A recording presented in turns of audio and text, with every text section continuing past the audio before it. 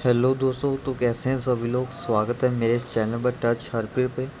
और आज मैं लाया दोस्तों आप सबके लिए बिल्कुल नई वीडियो। इस वीडियो में दोस्तों मैं बात करने वाला हूँ आरबीआई की तरफ से है जो सुप्रीम कोर्ट में एक केस फाइल किया गया है जो कि मोरेटोरियम के लिए है, जो जिसके बारे में कहा गया कि बैंकों को जो है ब्याज वसूलने से रोका जाना चाहिए। तो उसके ऊपर हमारे पास एक अपडेट आया है, तो मैं चलिए आपको बता देता हूँ कि वो क्या चीज़ है। तो यहाँ पे मैं दोस्तों बता देता हूँ। दोस्तों सुप्रीम कोर्ट ने ईएमआई बाद में चुकाने की सहूलियत देकर ब्याज वसूलने की नीति पर सरकार को जमकर फटकार लगाई है। ठीक है, देश की सर्वोच्च अदालत ने कहा कि सरकार reserve bank of India RBI की आड़ लेकर अपनी जिम्मेदारियों से नहीं बच सकती। कोर्ट ने सरकार से कहा, आप अपना पूरा ध्यान सिर्फ कारोबार पर नहीं रख सकते, जो कि बिल्कुल सही बात है। आप लोगों को दुखों को भी ख्याल रखना होगा। ये भी बिल्कुल सही बात की है सुप्रीम कोर्ट ने कि आप जो है सिर्फ कारोबार पर नहीं देख सकते, अपने मुनाफे के बारे में नहीं देख सकते। लोगों को जो ऊपर जो बीत रही है, जिनके काम धंधे नहीं चल रहे बिल्कुल भी, और जिनका खुद का काम है बिजनेस, अभी तो आपको पता है कि लॉकडाउन है तो दुकान भी नहीं ज़्यादा देर तक खुलती है, तो बिजनेस कैसे चलेगा। तो ये बहुत ही अच्छी चीज़ की है जो कि सुप्रीम कोर्ट ने गुजारिश की सरकार से। उसके बाद दोस्तों आरबीआई पर नहीं छोड़ा जा सकता ये सारा जो भी इन्होंने कहा सुप्रीम कोर्ट ने कि फैसला लेने का हक सिर्फ आरबीआई पर नहीं छोड़ा जा सकता।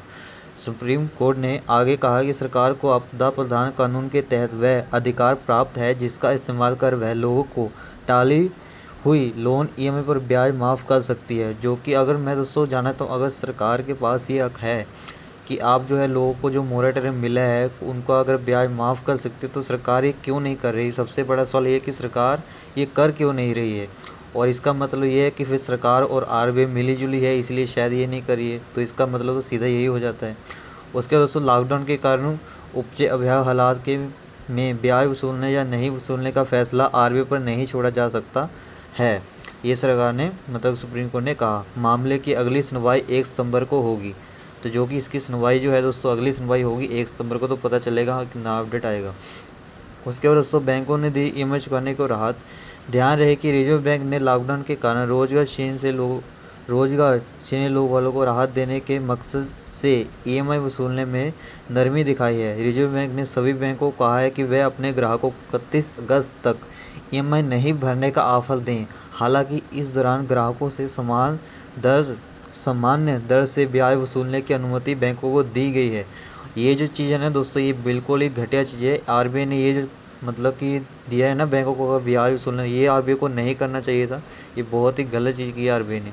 उसके बाद दोस्तों याचिकाकर्ताओं की मांग, ये है उनकी मांग, माफ़ हो ब्याज। आरबीआई इस नीति के खिलाफ सुप्रीम कोर्ट में याचिका दाखिल कर लोन मोरेटोरियम पीरियड के दौरान ब्याज माफ़ किए जाने की मांग रखी गई है। याचिकाकर्ताओं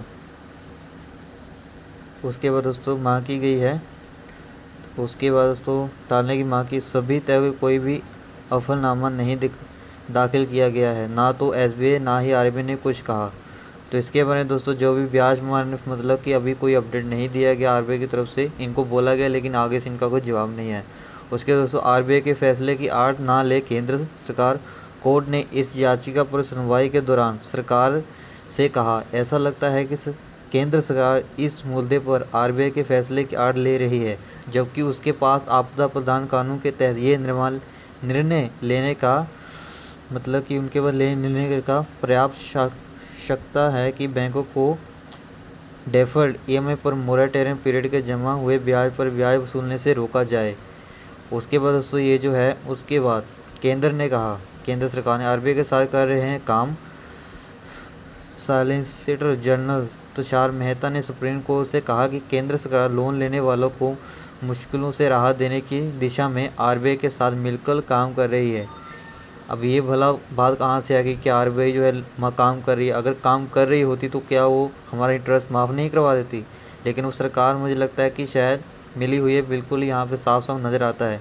यहाँ पे इन्होंने कहा है कि राहत देने की कोशिश करिए, लेकिन कहाँ राहत मिली है। राहत तो तब होती ना जब सरकार कहती कि आरबीआई से कि लोगों को जो इंटरेस्ट लगा है वो माफ़ किया जाए। उसके बाद उन्होंने कहा कि केंद्र सरकार का नज़रिया आरबीआई से अलग नहीं हो सकता। तो यहाँ पे देखिए, यहाँ पे सरकार ने साफ ही कह दिया कि वो आरबीआई से अलग हो नहीं सकता। नज़रिए का समझ सकते हैं कि वो क्या कहना चाहते हैं। सुप्रीम कोर्ट ने इस मामले में केंद्र से एक किताब के एफिडेविट फाइल करने का आदेश दिया और कहा कि केंद्र शपथ पत्र में लोन मोरेटोरियम के मसले पर अपना स्टैंड क्लियर करे। ब्याज पर ब्याज वसूलने पर स्टैंड क्लियर करे। केंद्र जस्टिस अशोक भूषण ने सॉलिसिटर जनरल से कहा कि आपको अपना पक्ष एकदम साफ रखना चाहिए। जस्टिस भूषण ने कहा कि ऐसा इसलिए हो रहा है क्योंकि सरकार ने पूरे देश में लॉकडाउन लागू किया था।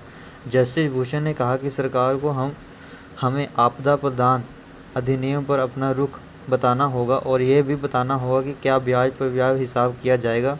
बेंच के दूसरे जज रजिस्ट्रार एम आर शाह ने कहा कि ये केवल अभ्यास के बारे में सोचने का समय नहीं है। तो ये सारा जो है दोस्तों, ये था आज का अपडेट दोस्तों। उम्मीद करता हूँ ये अपडेट जो है आपको पसंद आया होगा। और बीच में सॉरी जो नोटिफिकेशन आ रहे हैं, सॉरी आपको इससे दिक्कत हो, अगर कुछ सुना नहीं तो यार सॉरी, बीच में इसको मैं अगली बार ध्यान रखूँगा। और दोस्तों यही था आज का अपडेट दोस्तों। उम्मीद करता हूँ ये वीडियो आपको पसंद आई होगी। पसंद आई तो वीडियो को लाइक करना, शेयर करना दूसरे भी लोगों को। अगर ये न्यूज़ दूसरे तक नहीं पहुँची तो पहुँचा देना। और दोस्तों आपकी क्या राय है इसके बारे में मुझे कमेंट करके जरूर बताना। क्या आपको लगता है कि सुप्रीम कोर्ट जो है हमारे पक्ष में, जो लोगों के पक्ष में कुछ फैसला करेगा? जो मुझे जो है दोस्तों काफ़ी उम्मीद है सुप्रीम कोर्ट, क्योंकि सुप्रीम कोर्ट फैसले करता है सही है हम लोगों के। तो मुझे शायद उम्मीद है कि हमारा ब्याज जो है थोड़ा सा, मतलब कि ज़्यादा तो मैं ये नहीं कहूँगा कि पूरा ही माफ़ हो जाएगा, लेकिन हो सकता है कुछ नियम बदले जाएँ, कुछ चेंजेस किए जाए हमारा जो है ब्याज माफ़ करने के। तो देखते हैं दोस्तों 1 सितंबर का जब अपडेट आएगा तो मैं आपको बता दूंगा। मिलता हूँ नेक्स्ट वीडियो में, तब तक के लिए बाय बाय।